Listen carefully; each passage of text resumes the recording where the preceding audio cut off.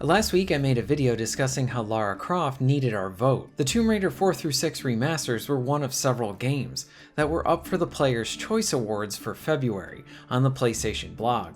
Lara was up against a lot of games. He had the recent Yakuza title, Kingdom Come Deliverance 2, and many others. And there were a lot of games as part of this group that were even sequels, with Tomb Raider not really being a new game, but rather a set of remasters. I felt it would be fun to encourage others to vote for Lara, if that was something they wanted to do. Now, it wasn't like the most secure and safe election. Anyone could vote. There was no form of a verification process as it pertains if the voter had the game on PlayStation, played the game on there, and all of that. I mean, I own the collection set on PC, and I still voted. But you know what? This week we got results, and Lara managed to win. So what does this tell us? What information can we gain from all of this? Well, for one thing, when looking at the landscape of new games and sequels that came out in February, Lara was able to beat all of them. She was up against new titles in, say, the Monster Hunter series, along with many others. That is some pretty big competition for just a set of remasters to go up against.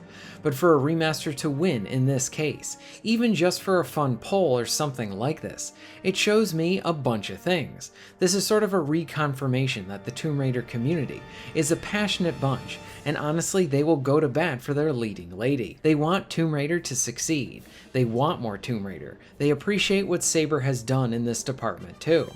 If you give your fans what they want and what they've been asking for, they will come for you. This might be another indication where we are at with the Tomb Raider train that started with the first set of remasters and has now continued. Right now we are still riding off the high of being able to play the last 3 core design titles, but we are going to get to a point where we, the fans, are going to want to hear something new, sort of new in the information department as it pertains to the future right there. Are we going to see an announcement for another set of remasters? Naturally, it would seem that the Legend Trilogy would be up next. Or maybe Saber and Aspyr announces a new game, being made in the classic style. Whenever I see this idea floating around, either here on my channel, in my comments, or on social media, I see many of the same things. Fans want more classic Lara, classic in characterization, classic in design, and maybe even a classic look too. Then there is a group that is like, keep the remasters coming, remaster them all. Personally, I'm in both of those camps. I want a new classic game made in that core design style. Big reason being is that it seems to be what a large group and very vocal group want. And you know what? I want them to have that. At the same time, I want the Legend games to come back in a better state than what we have them in right now.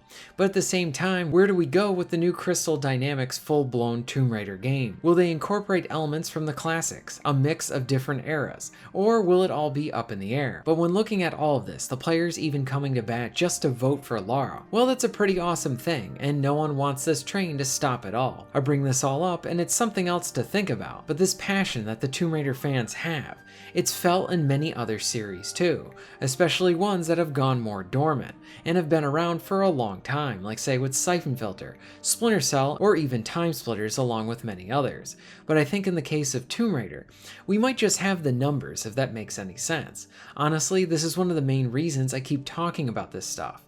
We keep asking for these things, whether that be more remasters, new games, what kind of new game, and all of that. Well, that could mean that we actually see some of this stuff turn very tangible in the future. There is a bit of a side comment that feels worth bringing up as well. In the recent article highlighting the success of Lara and the Tomb Raider collection, the PlayStation blog gives congrats to Aspyr and Crystal Dynamics, but there is no mention of Saber at all in this post. Why not give them some thanks too? That right there seems a bit odd considering many things. One being is that Saber is part of that group. They are just as important, if not more than important, than the rest of them, especially as to why the fans really enjoy these collection sets. I say all this because they are the ones that actually made them. Crystal has the property, Aspyr does the marketing, and Saber is making the remasters. They are pouring the blood, sweat, and tears into the thing that we were waiting for and are now playing and enjoying. If I didn't didn't know about Saber, I think as a casual player, I would probably not have been able to put 2 and 2 together, thinking, oh, in some capacity Saber is involved, but in what capacity I would not have really known, unless I went digging. And even more so, I probably would have thought Aspyr made the remasters. So in that sense, I need to again provide that clarification there, because out of all the big 3 developers involved in some capacity, Saber are the underdogs and also the workers that we really should be praising. And then looking at how the collection set is being received, Saber should be pushed up too, and be able to enjoy in that praise as well. And at least right here, I will do that.